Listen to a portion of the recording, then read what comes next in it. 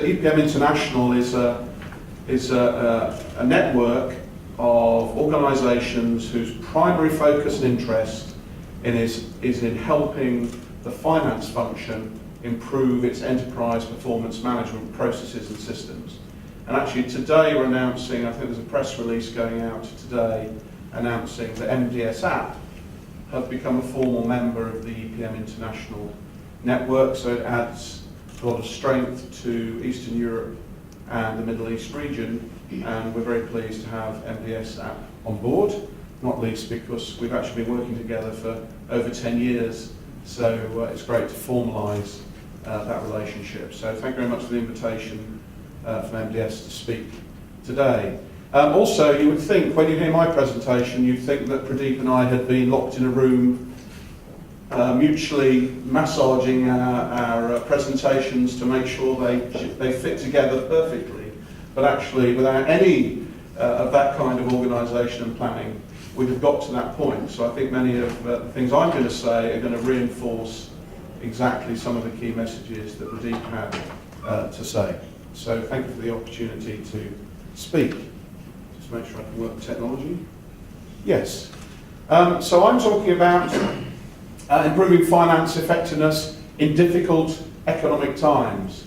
And I've been working, as you'll see on the next slide, for over 25 years now in the whole area of enterprise performance management, as it's now called, or Gartner will refer to it, the analyst will refer to it as corporate performance management. CPM, EPM, interchangeable. But in all that time, sadly, I have lived through many recessions and have worked through many recessions in the whole enterprise performance management area. And the thing that's really interested me, just philosophically, about the EPM area of finance improvement is that when times are booming, and the only issue is counting how much profit you've made and how much cash you're stocking up in the bank, EPM doesn't boom. EPM is seen as a need and is a constant demand. Really interestingly, when there's a recession, when times are tough, EPM doesn't decline. EPM is almost counter-cyclical. We see investment in EPM solutions even when times are tough, because actually, as you'll see, and as Pradeep mentioned, some of the benefits that are being liberated by the implementation of EPM help and assist you through difficult times. And that's the purpose of my presentation today. And I've worked with many different companies in Europe and across the Middle East region over the last 10 years. And hopefully the EPM solutions we have delivered have helped organisations get through the good times successfully, but also survive and thrive through the difficult times. Now, what's our aim and goal in EPM International? Well, our aim is to move organisations from the left-hand side of our EPM maturity profile to the right-hand side. And some of these slides are quite small and difficult to read, but don't worry, you'll have access to these slides if you wish to have them as a PDF. But we're all about moving organisations from what we regard as the traditional model of enterprise performance management to excellence in performance management, the right-hand side of our maturity profile.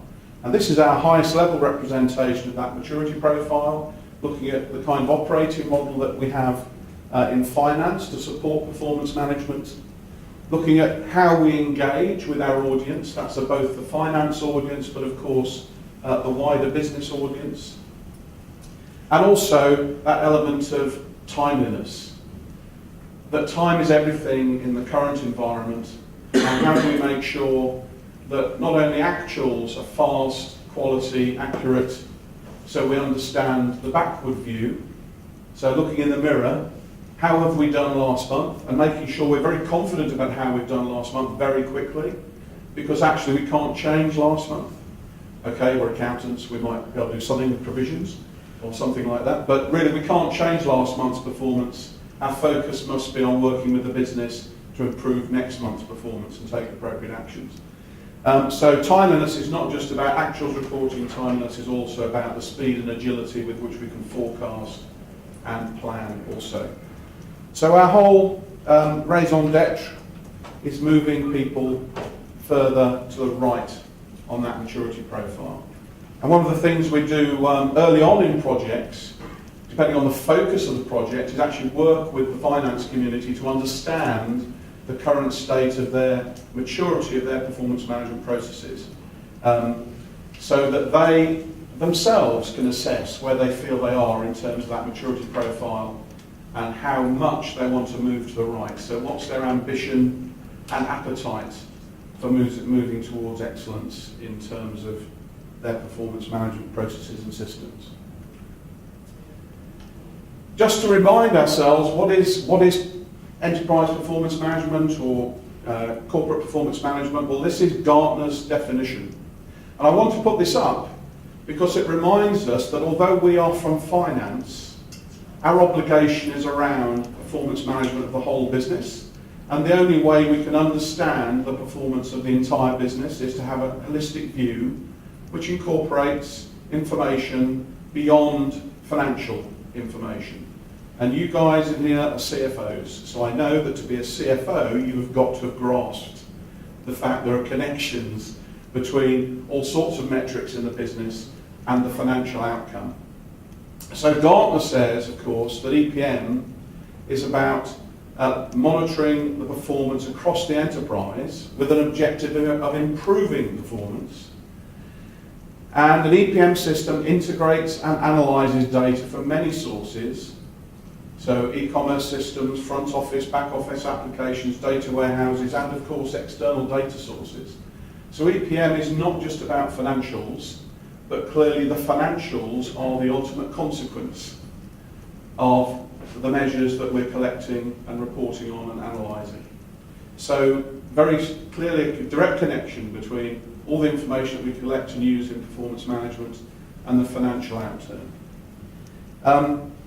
And I hope that many of you already will have in your performance management solutions aspects of those non-financial elements of data that help you understand the performance of your business. So good EPM solutions on the right-hand side of that maturity curve will help you answer many, many difficult questions. Now, don't try and read all the individual small questions on this small screen. Just think about all the different functions and departments. So for me, EPM doesn't just answer questions for finance and the CFO. Finance clearly is a key customer and owner of this process. But good enterprise performance management solutions will help all our business functions. So IT, HR, whatever our global or countrywide functions might be. They will also help support the decision making across all of the functions in the business that are actually dealing with customers, dealing with the supply chain, delivering goods and services to our customers, as well as delivering information to our stakeholders. So EPM, by its nature, has to be very holistic, and good EPM supports questions and analytics and decision making across the whole holistic range of requirements in these different business functions. So you have to ask yourself, how far is my EPM solution enabling decision making across that holistic view of my organisation? That would be part of measuring your maturity profile.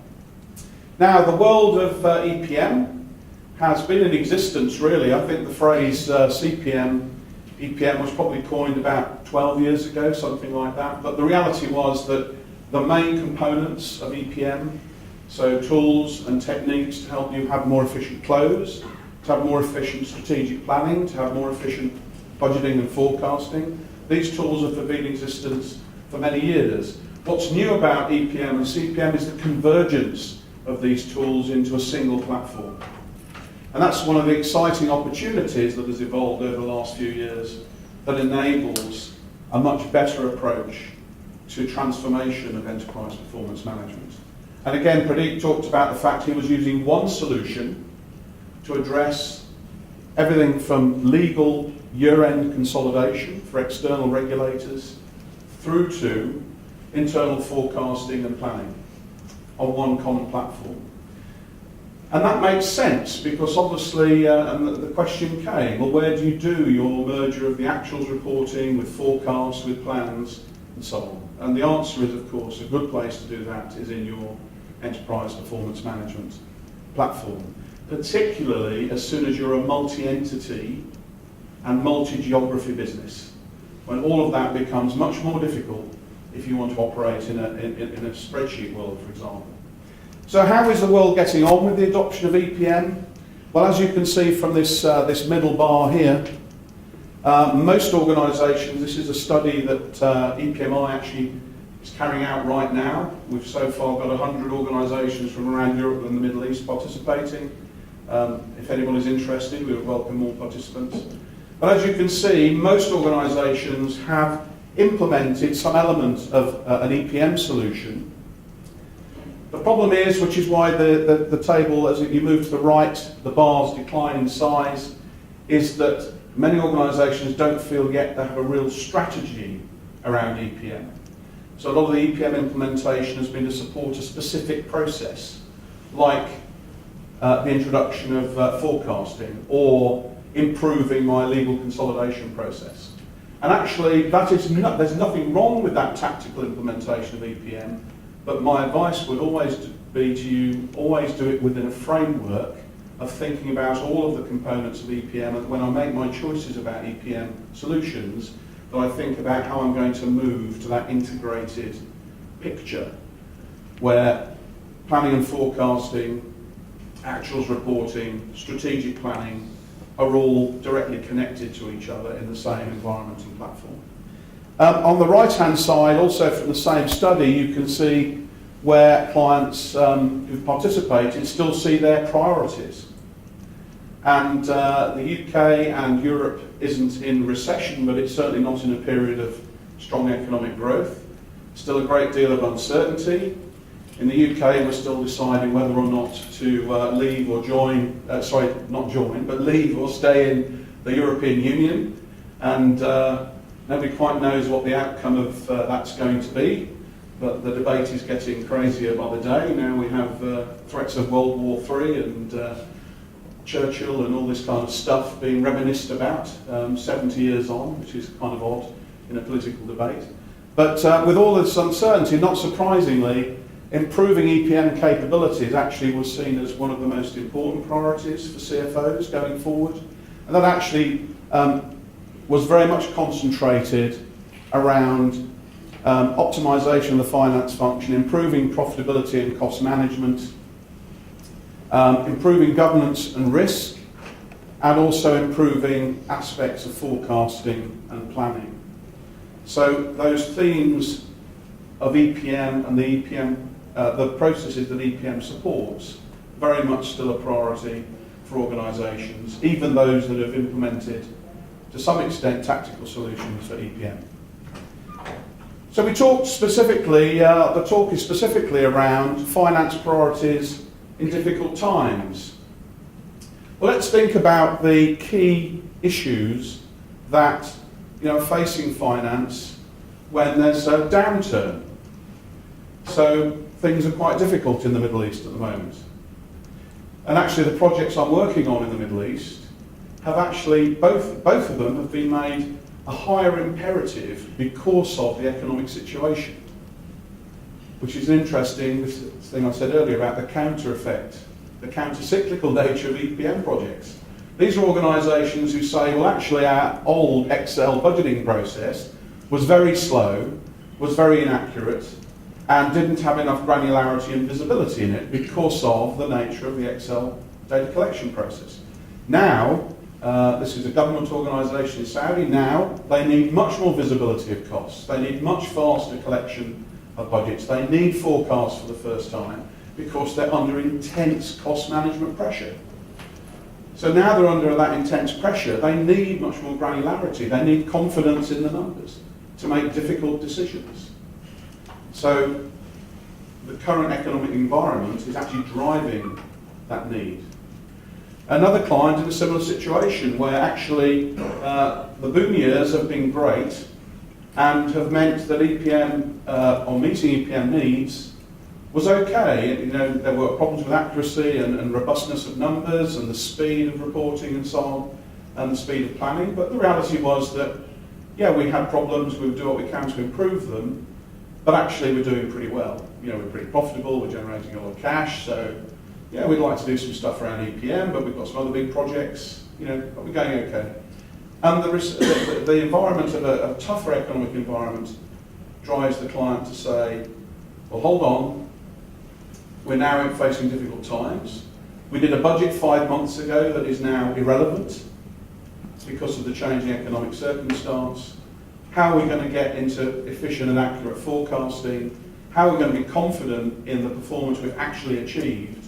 And how much visibility do we really need around our costs to manage this business for the now and not the budget of 5 months ago? So these matters also put more importance and more emphasis on the need to improve EPM processes and systems. So typically, in those recessionary environments where I've worked, you know, the key things people have been looking at are clearly cash flow forecasting.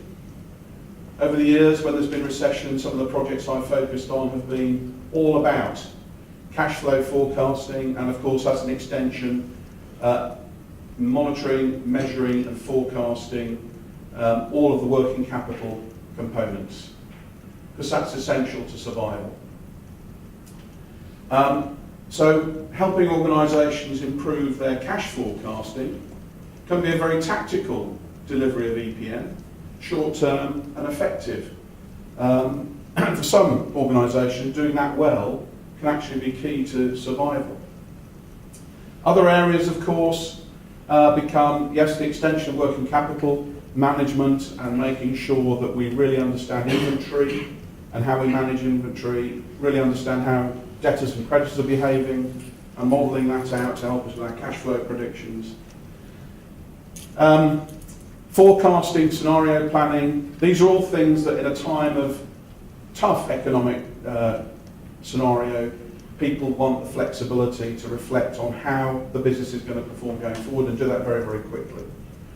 And even on the actual side, as I mentioned earlier, when you're in tough times, you really need to know very quickly and to a very high degree of confidence how you are actually performing. Because that's the bedrock then for effective forecasting and a starting point for really making difficult decisions as you move forward. So all of these things are key areas where enterprise performance management solutions, well done, can add significant value to your businesses.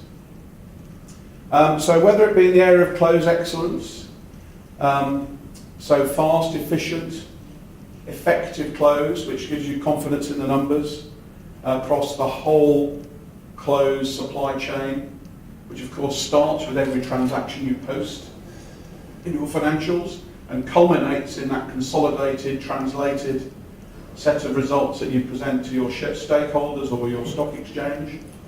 So squeezing out efficiency and effectiveness in that process becomes important. And there's a lot of benefits in delivering that. I think the two key benefits, confidence, quality, and insightfulness. Clearly, if you're confident in your actual result, then you're better equipped to do your analysis, to look at performance against budget, if you still have confidence in your budget. Look at performance against forecasts. Look at how your forecasts have been moving. So who are the accurate forecasters in our business? Who are the inaccurate forecasters? Many different dimensions. But if your bedrock, your actual results and reporting, you have confidence in, it's fast, it's effective, and it's granular enough to give you the information you need, then you've got a very good starting point, solid platform for enhancing other aspects of performance management. Then of course the next challenge is the whole issue of planning and forecasting. We see a great move from silo-based planning, which is driven by what good EPM processes and systems can offer to you. So the traditional model, silo-based plans, so we'll have sales plans, we'll have operational and manufacturing plans, we'll have financial plans, loosely linked spreadsheets thrown from one function to the next to manage all of that process. Quite a slow manual process, as Pretty mentioned in the previous life in his organisation. And moving instead to a much more integrated and much more automated world, where not only is the annual budget, assuming you still want to do one, I've spent enough time working in Scandinavia that I actually think annual budget should just go. I see no net economic value added by the process of budgeting. All I see is cost. A bit radical, but then sort of that time in Scandinavia, all those very long nights or very long days has made me think that way. And actually the focus should be on very rapid forecasting and preferably rolling forecasts. So not monthly necessarily, depending on the business you're in and how quickly the business changes. If you're in life assurance or if you're in extractive industries, mining, minerals, many of your plans and forecasts have to be long range, long term. If you're in retail, consumer focused markets, then of course monthly forecasting might be critical. So this move to integrated planning has really taken hold, and in times, tough economic times, the ability to quickly recast our sales forecasts, in terms of volumes and price that we can achieve, and very quickly feed that through the integrated models so that we know if this country is changing its volume forecast and its pricing forecast, and if this country is changing its volume forecast and pricing forecast, what does that mean for the group in terms of cash it's generating, its working capital position and its profitability? And working that through very, very quickly becomes immensely valuable in helping you make the decisions about how to weather the tough times. So should we put our limited investment funds into this market or this market? You've got to have the right information to help make those decisions. So we see a really great move towards much more integrated planning, and I think Pretty gave you a very good example of that process. And that's the reporting, analytics and prediction tools that we have at hand. And let's just get to some pictures which you can reflect on. But you know what I mean by this. You no doubt aspire to have good quality reporting in your organisation, some of it more traditional, tabular, analytical, variance analysis. I know as finance people we thrive on that. But helping through graphical representation get key messages to management becomes very effective and much easier to achieve when you have all of this data and information in one repository, where you can then use the excellent tools that are on offer from organisations like SAP to actually present that information in a really meaningful way. So I would recommend taking up the offer of going to visit the digital boardroom, because that will inspire you in terms of how you represent key messages and trends graphically to get key messages over to critical members of the management team who find the tabular representation of data, which we as finance people still enjoy, shows how to convert that information into really meaningful and hard-hitting information for management. And some of the most recent developments take all of this one step further, so into the world of predictive analytics. So I was with the Deputy CFO just last Thursday of one of the UK's largest manufacturing companies. They manufacture luxury vehicles, some of which are very popular in this market here. They're four-wheel drive vehicles. I can't name the client, of course, but you're not going to struggle to guess that now, really. We haven't got many UK manufacturers, and this is probably one everybody's heard of. So, with him, and it was really interesting, he said, look, David, markets are difficult for us at the moment. We've been driving growth in the East over the last 5 years, spectacular growth. We're still growing, but the rate of growth has declined significantly. Some of our traditional markets are coming back, like the US. So predicting how our sales are going to pan out, looking at different scenarios. Yes, we can do bottom-up. But even with our enhanced EPM environment, that still is a relatively slow process. You know, it takes a couple of weeks to go back and collect all those sales forecasts by model, by model and by, I've forgotten the word for it, derivative, which is kind of, you know, is it the top end spec one, is it the low end spec and all the rest. We can do that, and we still want to do that because we need engagement with the markets to really understand. But actually, what I do here is I actually drive forecasts, and I can do a forecast on our profitability and cash generation based on tweaking market demand by major territory. I can rerun a forecast in a couple of hours. I'll just sit and look at my top level model, my top down model. I'll just look at the key markets, where I think they're trending, talk to the local CEO, flex the model, run it, and then I know what's going to happen to our profitability, what's going to happen to our cash generation, and so on. I said, are you sure? And he said, absolutely sure. He's worked in the business for 20 years, so I guess he has that added value of really understanding the whole metrics of the business, even though he's the finance guy. So that's what EPM can do for you. So finally, of course, so this is why I asked the question, Pradeep, about change, about human change. One of the challenges is just getting organisations to behave differently. Good EPM is a very useful tool for enabling the business partnering model, which I'm sure you'll have heard about in other sessions and from other speakers, so I don't delve into it deeply.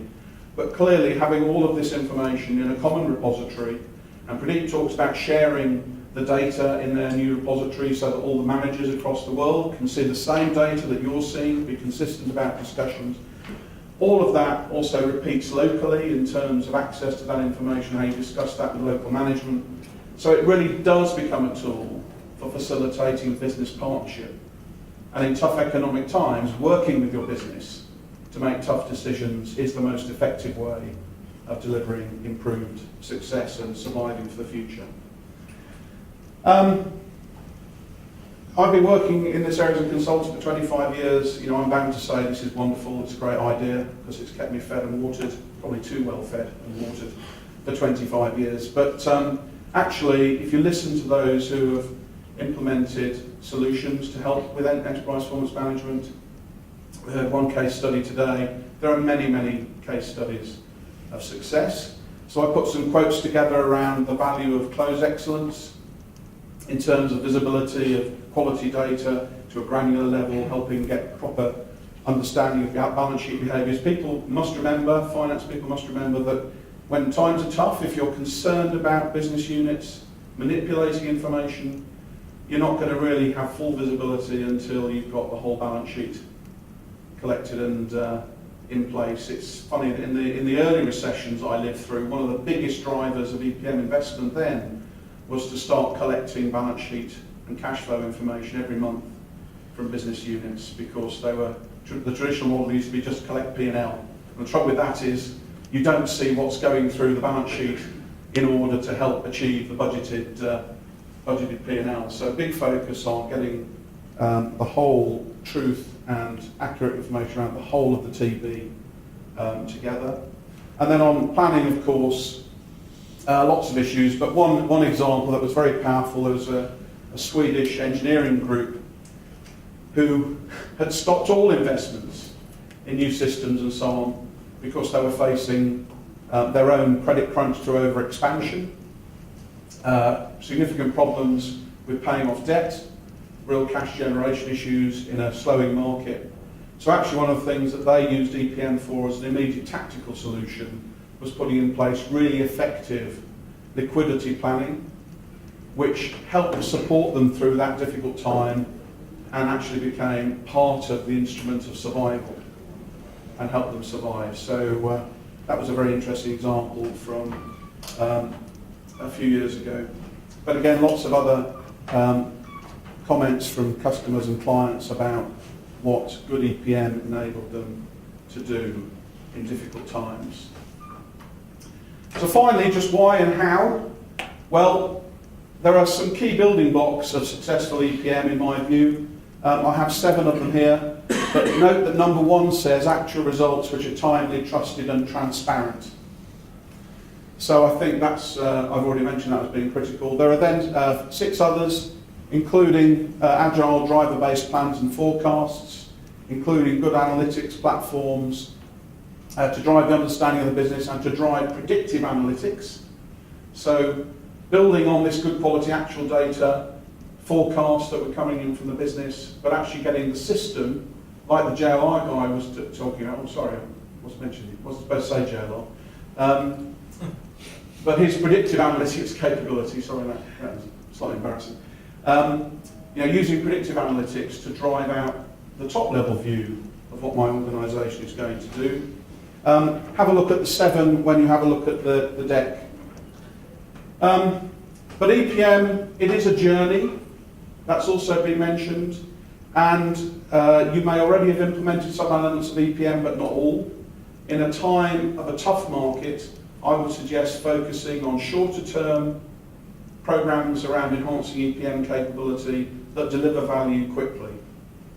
So that could be the introduction of rolling forecasts.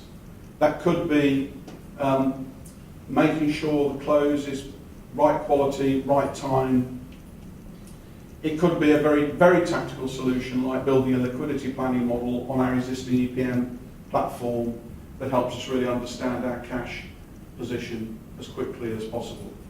But make sure, even if you're implementing tactical solutions, that you have in mind your overall objective for EPM in terms of supporting your whole organisation. And it does have a payback. I've quoted down the left-hand side some direct quotations from various organisations over the years who have talked about the specific financial benefits they've got out of their EPM implementation, some of them tactical, focused on one specific business issue, like working capital reduced by 10%. Others as part of a generic programme of improvement, so fast, flexible scenario planning, which enhances decision making. But we do work with organisations to try and help them understand the value proposition for EPM and the move from a very traditional model to a model of excellence. Will take time, will take some investment, but generally we see very positive payback. 2 levels, of course, helping you understand costs better, introducing efficiencies into the finance function. But the real win, of course, is enabling decision makers to make better decisions more quickly. And that's the top side benefit of EPM. So helping management decide where to sell its products, to which customers to maximise profit and cash generation. It's that kind of business partnering-led benefit of EPM that is the real prize. Yes, of course, let's drive efficiency into the finance function. Let's make all of our finance processes efficient. Let's help that manage the headcount. But the real prize is that top side benefit of better decision making in a more timely manner.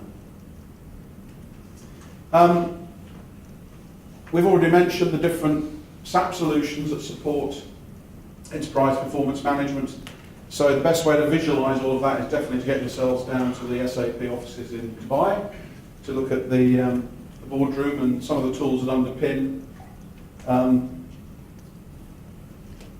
the boardroom and how it processes the data. And we've heard a lot about BPC this morning, so that's good.